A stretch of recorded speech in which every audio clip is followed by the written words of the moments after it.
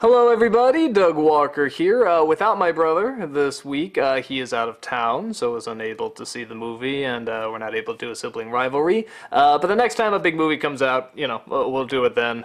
But I know you're hungry for opinions, so this is my opinion on Oz the Great and Powerful. This is Sam Raimi's latest flick. I'll go quickly into the story, just a quick summary if you don't know. It stars Larry Franco as Oz from Kansas. He's a magician slash kind of a con man, like the good-hearted con man. Gets whisked away by a tornado into the land of Oz, which is confusing seeing how his name is Oz.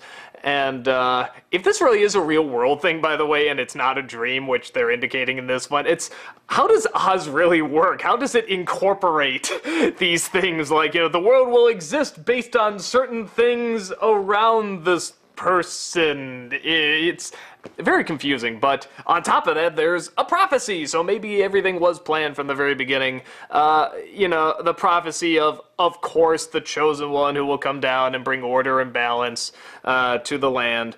So Larry Franco lands in Oz, and he pretty much comes across Mila Kunis, who plays one of the witches, and her sister, Rachel Weisz.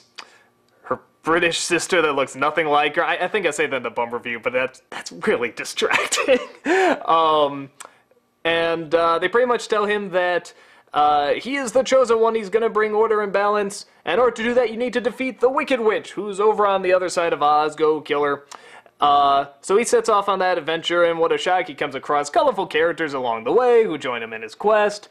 And there's a couple twists and turns here and there, not big ones, mainly obvious ones, but, they're in there, and I won't give it away. And actually, the big thing I'll say early on is that, because the movie does look good, and if you're watching it from the beginning with the black and white stuff and the square ratio, which was very clever, and when you get to Oz, if you think to yourself, wow, this looks kind of muted and not as awesome as I thought, wait, there actually is a reason why the Emerald City doesn't look as colorful, and it's the really colorful, really visually, holy shit, this is beautiful stuff is coming. So if you're watching the movie and you get to that point, you're like, oh man, what a letdown. It's like, there's good visual stuff coming.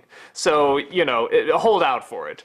But with that said, there is some stuff that's really, really cool in this movie. I mean, not just visually, I think the story in this movie, this is a really good, solid story. Just when I was looking at the problems that I was saying to myself, no, the layout's great. I don't know how much it follows the original book, or even, I know there's several Oz books, I don't know if one was about how he came to Oz, but it's just a good setup, and everything seems to fall into place for when the other movie, The Wizard of Oz, comes along. For the most part, everything really seems to fall into place, from what I've noticed. But still flowed like a good story. So the story, I think, is wonderful. The big part that really, just bombs a good chunk of this movie, really sad to say, the acting's not really good. I'm not really a huge fan of James Franco, but I'll acknowledge he can act, Is it Larry Franco or James Franco? Oh, God, it's whatever his name is. I apologize. It's late. I just got done shooting the bum review. Excuses. Oz. I'll call him Oz. I've seen him act in other stuff, and I'm not a huge fan, but I acknowledge he can act, and he's trying. You can tell he's trying. He's not Russell Croweing it, when you look at him when he's not talking. I mean, when he's worried, he gets the big worried eyes and everything, so he's definitely really trying here. But it's sort of like Leonardo DiCaprio, where I always sort of see this young guy trying to play an older guy, or trying to play something that clearly he's not. And some people can pull it off. I mean, acting's not always easy, especially when you're trying to play so against what you normally are. And here it just doesn't work, and I think a good chunk of the time it's just kind of awkward. He just looks like a young man, trying to play a magician. Which you could argue, well, that's what he is, but his yelling is kind of weird, and he doesn't quite have the charm that I think this character should have. See, I see more like a Hugh Jackman or an Edward Norton in this role. You know, someone that has this real charm and charisma. You know, he's supposed to be a con artist, you know, essentially, and a magician. He's supposed to be an illusionist. And Edward Norton was the illusionist, so that would make sense. So you got that. Rachel Weisz is okay, you know, I mean, nothing spectacular.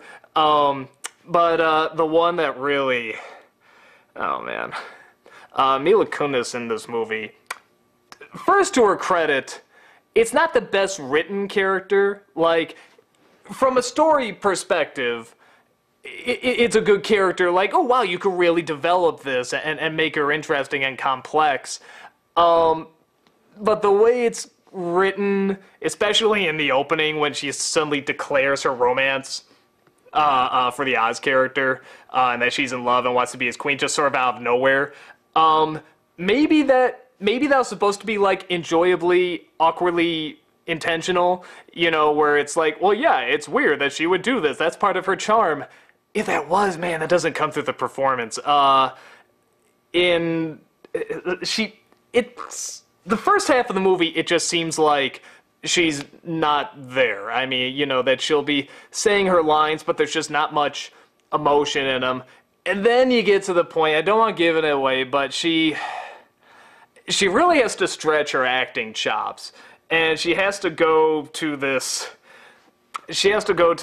part in her character that requires a lot, in a sense. I mean, and some people are very good at doing this, some people are very natural at it.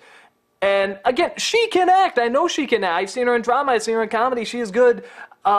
She cannot pull this off, and it is beyond awkward seeing her try to do this. It requires a lot of screaming and yelling. Some people are very good at screaming and yelling. But those who aren't look really uncomfortable and really weird, and it's...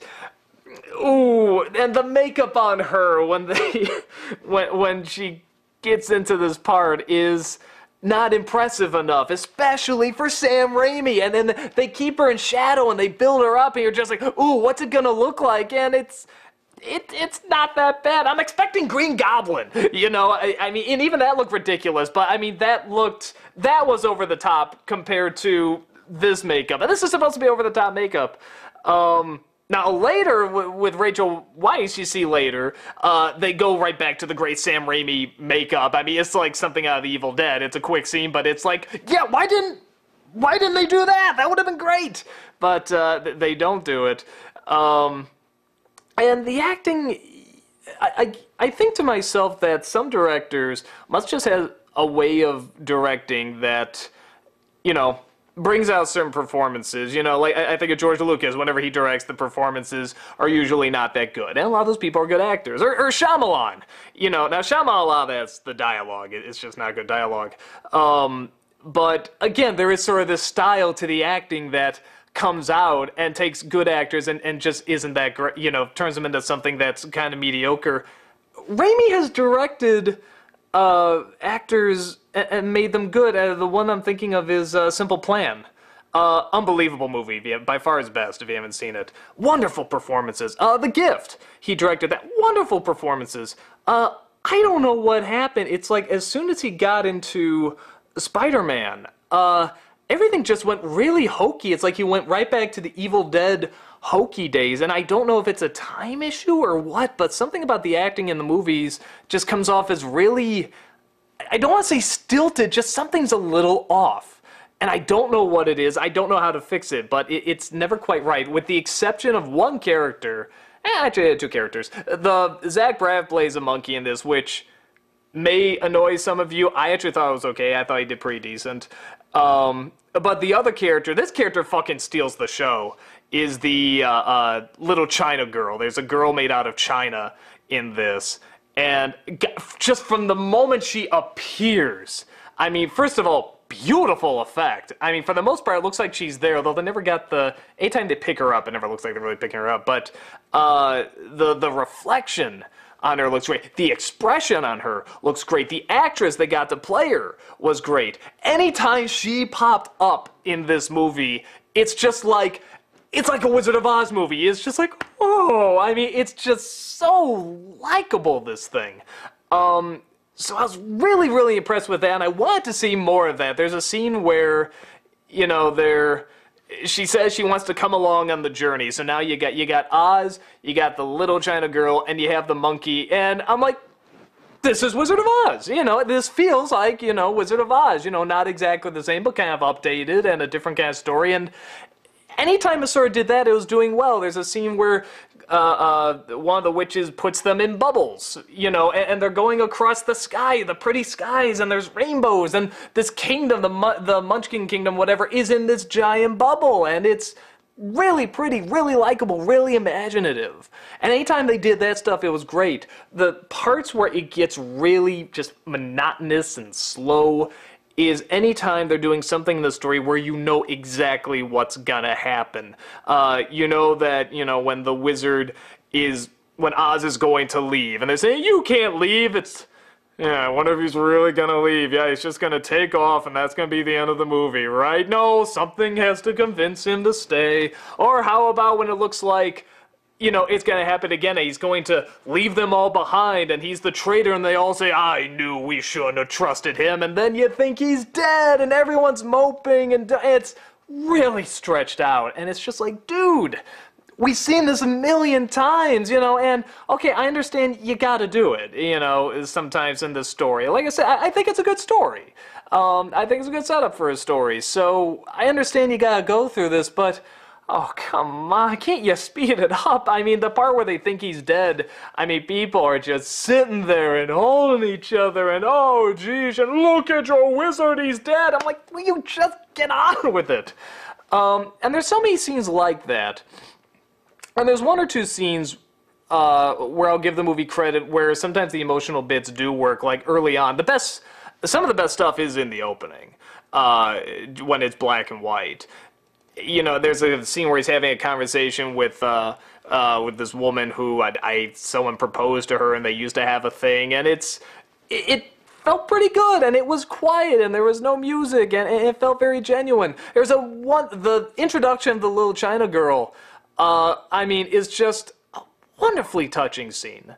And it's so well handled. You know, it reminded me of when the Sandman comes to life in Spider-Man 3. I mean, it's like, in a sense, that's sort of what this is like. You know, it is sort of like the Spider-Man movies where you'll just have these really wonderful, you know, not just visually interesting, but emotionally well-done scenes. And then you'll just have others where it just drags so long, and it's so slow, and you know what's gonna happen, and the acting is awkward and weird, and so, okay, the bottom line, who would like this movie?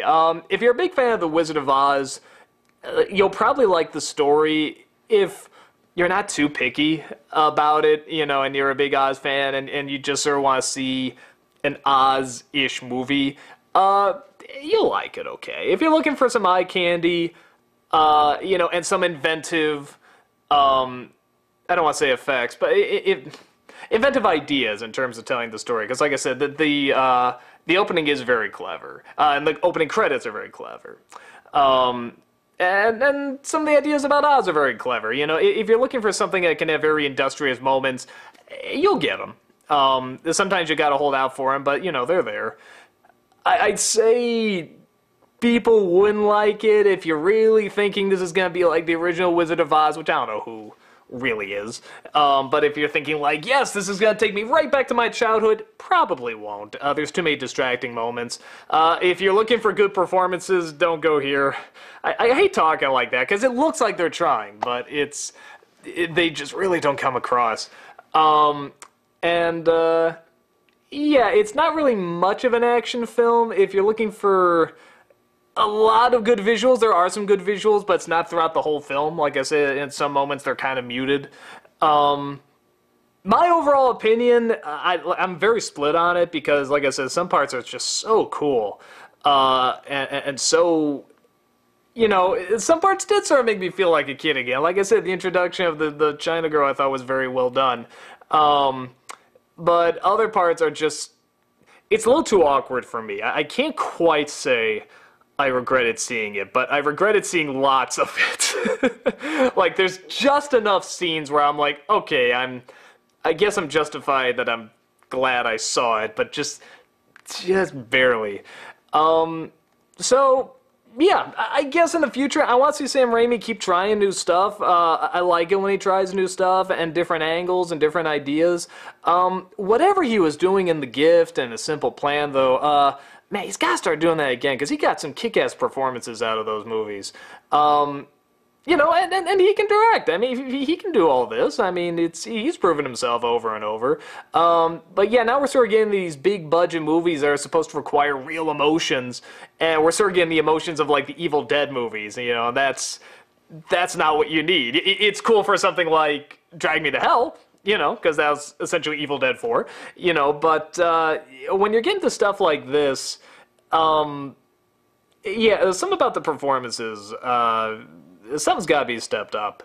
But, yeah, that's my thoughts on it. Hope everything is well with you guys, and I'll talk to you later.